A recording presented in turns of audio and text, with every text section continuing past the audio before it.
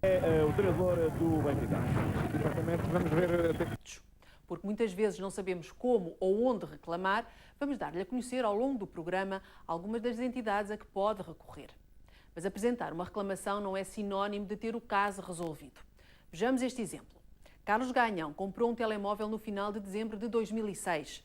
Nunca pensou que uma compra tão simples pudesse dar-lhe tantas preocupações. O aparelho custou cerca de 150 euros e, de acordo com uma campanha que decorria na altura, teria direito a uma viagem grátis a Nova Iorque. Mas essa viagem teria de ser efetuada durante o ano de 2007. De acordo com as regras, este consumidor escolheu as 3 datas que lhe eram mais convenientes para fazer a viagem e guardou consigo o voucher da campanha. Em dezembro não tinha resposta.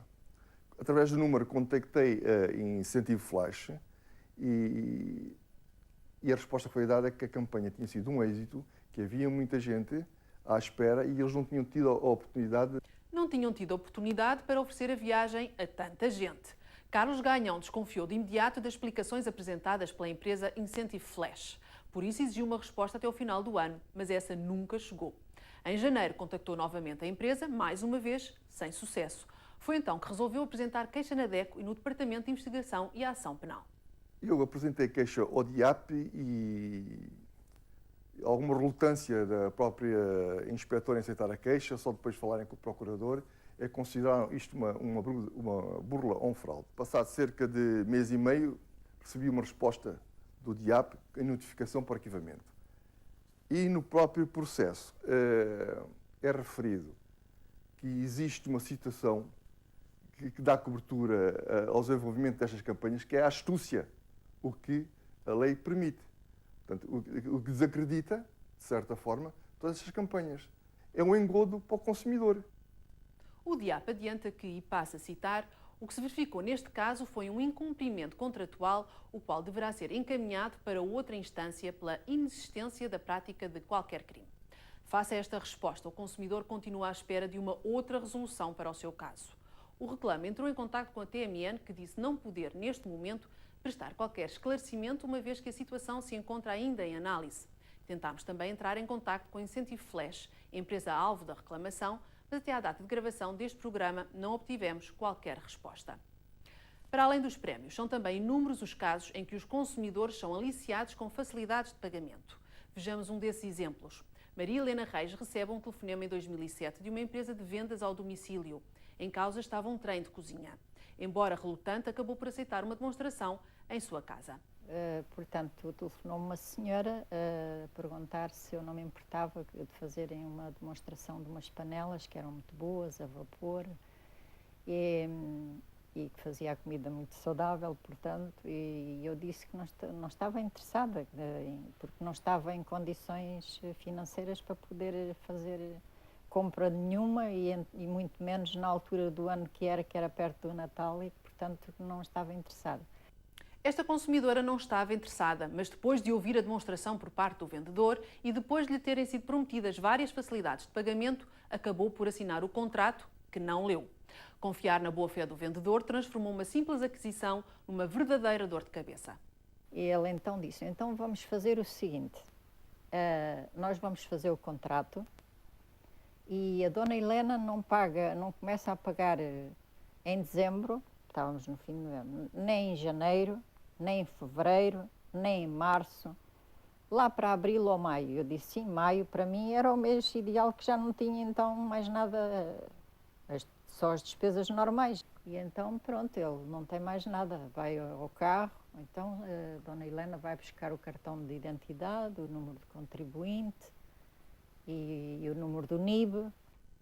Foi-lhe pedido o número de identificação bancária porque todos os pagamentos seriam feitos por débito direto.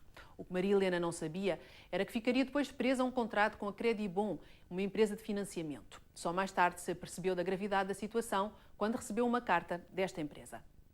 Ainda por cima, quer dizer, eu quando fui à DECO, é que eles me leram lá atrás, aquilo em letras miudinhas, está por trás do contrato. E ele não me deu nada a ler daquilo. E eu, como não tenho experiência, acreditei em tudo o que o homem disse, e ele ia sempre falando. E assinei tudo, e assinei o contrato e os papéis todos, mas não tinha lido nada daquilo, que lá estava no meio, o que acontece a muita gente. Ou então diziam, olha, isto tem estas indicações aqui atrás que isto a senhora, antes de assinar o contrato, tem que ler, não é? Isso é que era uma coisa séria. E eles são vigaristas mesmo, querem é vender e não se importam lá com o resto, não é?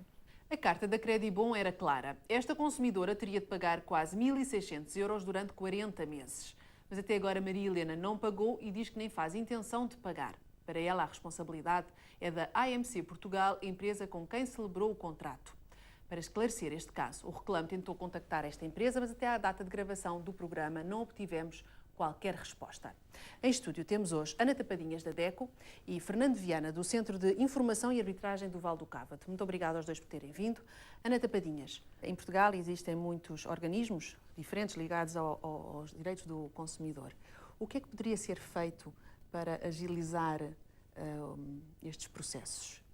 Ora bem, eu diria que os organismos já existentes, parece-nos a nós que são adequados a uma salvaguarda dos direitos dos consumidores, desde os CIACs, que são Centros de Informação Autárquica e que de alguma forma estão mais próximos das populações locais, no sentido de assegurar também a informação acerca dos seus direitos.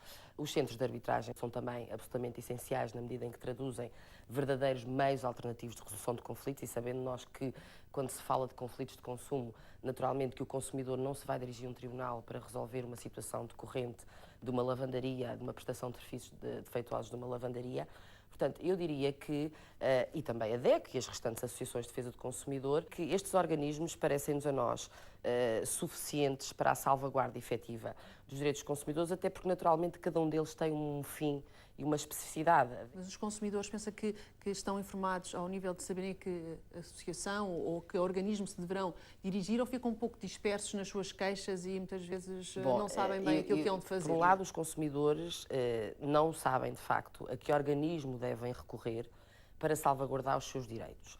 Eu devo dizer que, aliás, a DECO é a primeira a dizer aos consumidores que se dirigem à DECO, seja ele por escrito, telefonicamente ou presencialmente, que se dirijam quer aos organismos fiscalizadores, quer às entidades reclamadas, no sentido de resolverem individualmente o seu conflito. E só no caso de não o conseguirem fazer, então aí deverão, e se o entenderem naturalmente, recorrer à DECO no sentido de nós os ajudarmos a resolver esse mesmo conflito. Cada vez mais são os consumidores que nos contactam. Se nós olharmos para os números desde há 5, 6 anos atrás, de facto sentimos um acréscimo do número de reclamações. E aquilo que sentimos é que os consumidores estão, como é que eu ia dizer, mais alertados para esta questão de defesa do consumidor. E os consumidores que queiram dirigir-se à DECO podem fazê-lo pessoalmente? É uma informação direta?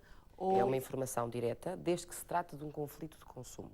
E sempre que se veja perante esse conflito, essa divergência de interesses e de posições, poder-se-á dirigir à DECO, independentemente de ser associado ou não, tem, quer na sede da DECO, quer nas 6 delegações regionais, um jurista que o atenderá e que lhe fará, naturalmente, o enquadramento jurídico e o aconselhará. Primeiro saberá se aquela pessoa tem direitos ou não.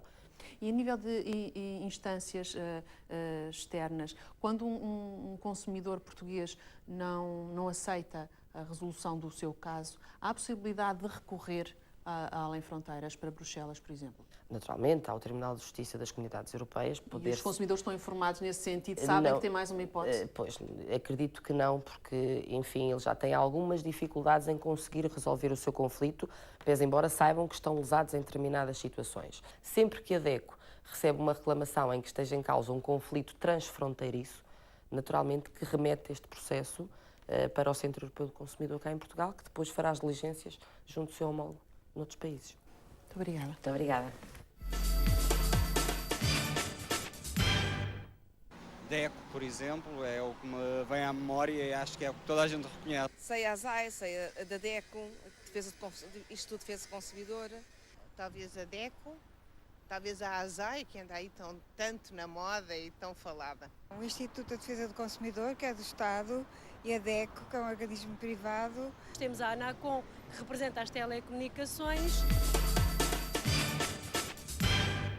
Em relação ao DECO, tem já provas concretas em que eles funcionam bem. Penso que cada vez mais há um esforço maior, há uma maior preocupação até mesmo desses organismos em conseguirem ter maiores respostas e melhores para situações assim. Penso que sim. A ASAI, o Instituto de Defesa do Consumidor, a própria DECO, acho que sim. Penso que sim, do caso que eu já tratei, por exemplo, com a DECO funcionou, com a ASAI penso que também funciona. Uma das entidades que em Portugal o pode informar e ajudar a resolver conflitos de consumo é a Direção-Geral do Consumidor, organismo público que é também responsável pelo chamado Livro de Reclamações. Nasceu nos anos 70 para dar voz ao consumidor e é ainda hoje uma ferramenta inovadora e universal. O livro de reclamações, ou o livro amarelo, como assim ficou conhecido, serve para dar resposta aos vários conflitos de consumo. E é esta a razão de ser de entidades como a Direção-Geral do Consumidor que fazem em outubro 25 anos de existência. Porque os conflitos são de natureza diversa, todos os estabelecimentos com caráter fixo e permanente em contacto com o consumidor devem possuir o livro de reclamações. E de que serviços reclamam mais os portugueses? No topo das queixas estão a restauração e o comércio de rua, a área das telecomunicações e o setor financeiro. E há certos aspectos a que o consumidor deve prestar atenção quando pretende reclamar. O recurso ao livro de reclamações deve ser um ato bem refletido. Deve reclamar preenchendo integralmente a folha, colocando a informação de forma correta. E depois, todo o processo que é disputado implica que uma das folhas fique na posse do agente económico, a outra fique na posse do consumidor e o original é remetido para a autoridade de mercado ou para o regulador que acompanha o funcionamento daquele setor em específico. Mas cuidado, não se esqueça que o original da reclamação deve ser remetido para a entidade reguladora num prazo de 10 dias. E se pensa que não vale a pena reclamar, desengane-se. A reclamação tem custos, claro, desde o desgaste psicológico ao tempo perdido em todo o processo. Mas, se tiver razão, o seu caso pode servir de exemplo a muitos outros e prevenir conflitos futuros. Saiba desde já que o prestador de serviços não pode, por lei, recusar-lhe o livro de reclamações. Caso isso aconteça, deve chamar de imediato uma autoridade para resolver a situação. É também importante saber que instituições o podem ajudar quando entra em conflito com uma empresa. Podem utilizar o livro de reclamações, que é uma ferramenta vocacionada para captar as reclamações. Mas também podem dirigir reclamações sem utilizar o livro de reclamações. Isso, aliás, é a realidade. Podem enviar para aqui reclamações, podem enviar para os centros de informação autárquica, podem enviar para os centros de informação de arbitragem, para as associações de consumidores, podem enviar para os reguladores de mercado, podem enviar para um conjunto de entidades, para os próprios agentes económicos, e isso acontece muitas vezes e com uma enorme expressão.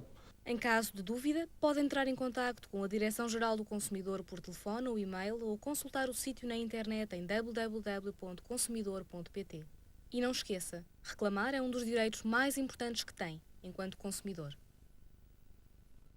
Já em casos de conflitos de consumo que ocorram fora do território nacional e porque estamos inseridos no espaço comunitário, existem também organismos na União Europeia aos quais pode recorrer, entre eles o Centro Europeu do Consumidor. São já 29 os Centros Europeus do Consumidor, espalhados por 25 países da Comunidade Europeia. Criada em 2005, numa parceria entre os governos nacionais e a União Europeia, esta rede de Centros do Consumidor disponibiliza informação e presta auxílio na resolução de conflitos de forma gratuita. Mas em que casos é que um consumidor pode recorrer ao Centro Europeu do Consumidor? For example, if you bought something from Spain and you are coming back to your country and all of a sudden seeing that you have a problem with your TV set or whatever you buy through internet or directly, and in the future, more and more, I believe, the services will be a subject of such kind of cross-border cooperation. When you identify the problem in your country with the consumer center, your consumer center will contact with the consumer center in another country where the problem occurred and solve the issue. Many of the relations with the transport carriers are solved through the European consumer centers. Muitas são as reclamações contra transportadoras aéreas que chegam aos vários centros europeus do consumidor. É importante que os passageiros reclamem quando algo não corre bem para que os problemas sejam identificados e resolvidos. Com o objetivo de melhorar e uniformizar este serviço, a União Europeia criou diretivas para proteger passageiros e, ao mesmo tempo, punir companhias aéreas que não cumpram as regras. Well, this is quite a nice set of passenger rules. They've been enhanced already generation after generation of transport rules. I'm absolutely in favor of such kind of very vigorous implementation of the rules. The problem is that not all the companies comply, and we need to name and shame if there is a need of such kind of companies. Através dos centros europeus e pela voz dos consumidores, a Comissão identifica as áreas mais problemáticas. Comércio eletrónico, compra e aluguer de automóveis e timeshare são alguns exemplos. Tentar combater as práticas comerciais desleais, harmonizando procedimentos e punições a nível europeu, é uma das prioridades do Programa de Ação a Favor do Consumo para o período de 2007 a 2013. This directive is based on harmonization which is everywhere the same in 27 member state countries. Unfortunately, not all member state countries already introduced this directive in their national legislation. Portugal, fortunately, is one of the countries which already have introduced the legislation through the national ones. But still, the countries, more than 10 countries, haven't introduced. And I will start infringement procedures against the countries which haven't done so. And then we will measure the enforcement of this directive, exchanging information and seeing the result, the outcome from the point of view of the consumers of implementing this directive. Reclamar é um direito, mas é também um dever que tem enquanto cidadão português e enquanto cidadão europeu. Há alguma divulgação, mas na verdade seria muito importante que ela fosse maior, mais difundida. Penso que sim, às vezes nós também ignoramos porque queremos e não fazemos muito ouvidos daquilo que vai aparecendo, não é? Aí falha. Eu creio que a nível televisivo, porque toda a gente vê televisão, poderiam ter programas mais informativos, mais de cidadania. Acho que aí temos um grande passo a dar, nomeadamente no Simplex, que é tanto, atualmente se fala tanto. Quer dizer, houve muitas tentações de fazer algumas queixas e algumas reclamações, mas depois, como nós sabemos que elas demoram tanto tempo a ser resolvidas e não sei o quê, não valia a pena recorrer. Normalmente pergunto à DEC quando tem alguma dúvida e eles informam de imediato. Mas já aconteceu? Já aconteceu, já. Em Portugal, com o aumento do número de reclamações na área do consumo, os tribunais estão a ficar sem capacidade de resposta. A resolução dos litígios pode mesmo demorar vários anos. Por isso, e para permitir um acesso mais simples à justiça, foram criados centros de arbitragem de conflitos de consumo. Os conflitos de consumo nem sempre são fáceis de resolver e os tribunais judiciais podem fazê-los esperar anos por uma decisão. Espalhados por todo o país, os centros de arbitragem de conflitos de consumo funcionam como uma solução extrajudicial para estes casos. O de Lisboa, por exemplo, com quase 20 anos de existência, procura oferecer uma alternativa rápida, barata e eficaz para a resolução dos litígios de consumo de toda a área metropolitana. Em relação a um tribunal judicial, as vantagens são claras.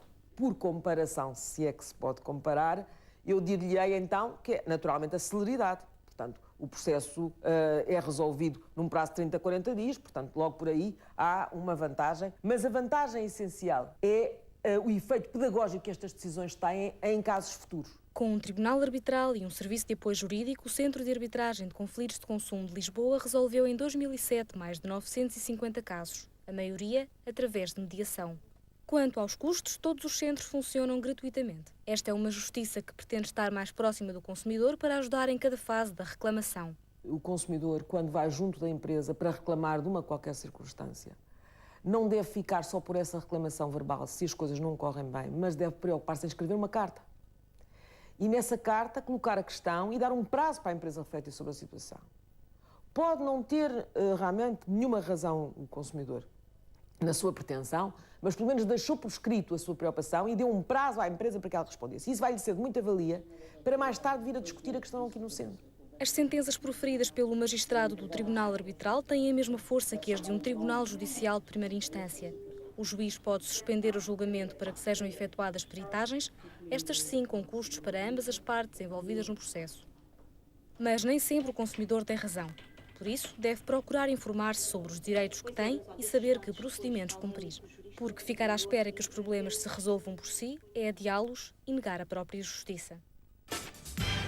porquê é que cada centro de arbitragem define valores máximos diferentes para aceitar uma causa? Ora bem, eu penso que terão valores diferentes, porque surgiram em épocas diferentes e se calhar só por si isso terá justificado cada um deles, à época em que surgiu, tenha optado por um determinado valor. Por exemplo, no nosso caso, no caso do Centro de Arbitragem do Val do Cávado, a nossa competência em razão do valor era até 28 de novembro do ano passado de 14.963 euros, isto é, a alçada dos tribunais de segunda instância, e a partir dessa altura optámos por ter uma competência em razão do valor ilimitada. Os centros de arbitragem de conflitos pretendem ser uma alternativa mais rápida. Há custos para quem decide recorrer a estes tribunais? Não. A resolução de conflitos de consumo no centro de arbitragem é completamente gratuita, ou quase completamente, ou seja, há a possibilidade, caso o conflito seja resolvido em sede de julgamento, portanto, até à fase da mediação não há qualquer custo. E em julgamento, tendencialmente, também não há qualquer custo. Contudo, se forem necessárias fazer perícias, as partes suportam os custos. Quanto tempo demora um tribunal arbitral a tomar uma decisão? De facto, um dos objetivos dos centros de arbitragem é serem extremamente rápidos. Portanto, nós temos por objetivo que um processo nunca demore mais do que 90 dias. As partes que se dirigem a um centro de arbitragem sabem que têm que aceitar a decisão do tribunal arbitral? Sabem, digamos, todo o funcionamento... Não podem recorrer. Aqueles que avançam para a fase de julgamento, o juiz-árbitro, portanto, explica às partes, no início do julgamento, que elas podem optar por um julgamento de equidade. Se as partes optarem por esse julgamento de equidade, de facto, aí a hipótese de recurso fica completamente afastada. Se for um julgamento de direito, nós entendemos que se o valor for superior à alçada dos tribunais de segunda instância, o valor que está em causa, as partes poderão recorrer. Fernando Viana, muito obrigado por ter vindo ao programa. Atentas a estes problemas, algumas câmaras municipais decidiram criar gabinetes próprios de apoio ao consumidor. Ao todo, são os mais de 50 os serviços municipais de informação. Uma equipa do Reclame foi ver como funciona este serviço em Sintra. Reclamar não é só um direito, é também um dever de cidadania. Este é o lema do Serviço Municipal de Informação ao Consumidor da Câmara de Sintra. Formar consumidores atentos, informados e participativos é o principal objetivo deste serviço completamente gratuito e dirigido aos 450 mil habitantes do concelho de Sintra. O consumidor pode vir fazer várias coisas aqui. Pode vir à procura de informação e pode ser uma informação que seja pré-contratual ou pós-contratual, ou seja, a pessoa quer informação relativamente a um serviço ou um bem que vai comprar, enfim, quer tomar uma boa decisão e vem procurar alguma informação. É uma atitude avisada dos consumidores e bem pensada. O mais vulgar e o mais normal é que o consumidor venha numa situação pós-contratual, ou seja, estabelecer um contrato de compra de um bem ou de prestação de serviços. Depois, uma outra vertente será a reclamação, que é, já após a informação, podemos ir para o domínio da reclamação, em que nós temos depois um papel ao nível da mediação. Para apresentar a reclamação, o consumidor pode fazê-lo pessoalmente ou através de telefone ou e-mail. A queixa é avaliada pelos técnicos e, se for um caso complexo, é encaminhado para um jurista que tomará as medidas adequadas. Os serviços de telecomunicações e habitação são as duas áreas com mais queixas por parte dos consumidores de Sintra. Para além de mediação de conflitos, o Serviço de Informação ao Consumidor também desenvolve campanhas informativas através de boletins, colóquios, conferências, programas nas rádios locais e ações de formação para técnicos e professores. É uma quarta vertente do trabalho do Serviço Municipal de Informação ao Consumidor, é o apoio aos sistemas de resolução alternativas de litígio instalados ou a instalar no concelho de Sintra, como seja o Julgado de Paz de Sintra e futuramente o sistema de mediação familiar e o sistema de mediação laboral. Por ano, chegam ao Serviço Municipal de Informação ao Consumidor de Sintra mais de 300 processos de mediação. Os pedidos de informação ultrapassam os 2.000. Mas porque ainda há muitos municípios sem estes serviços de apoio ao consumidor, fica a conhecer também uma outra alternativa. Chama-se UMAC. Para todos os outros consumidores portugueses, foi criada em 2001 a Unidade de Mediação e Acompanhamento de Conflitos de Consumo. A funcionar na Universidade Nova de Lisboa, resulta de um protocolo entre os alunos do curso de Direito e a Direção-Geral do Consumidor. Para além de mediar conflitos de consumo, Os estudantes também fazem o tratamento estatístico de todas as reclamações enviadas para a Direção-Geral. Para fazer chegar os casos de conflito de consumo à unidade de mediação e acompanhamento, há duas possibilidades. A primeira possibilidade é dirigir-se à Direção-Geral do Consumidor, apresentar a reclamação lá e depois a Direção-Geral do Consumidor faz essa triagem para ver de quem é que é a competência para tratar desse caso. Se não existir a tal outra entidade, envia o processo para a UMAC.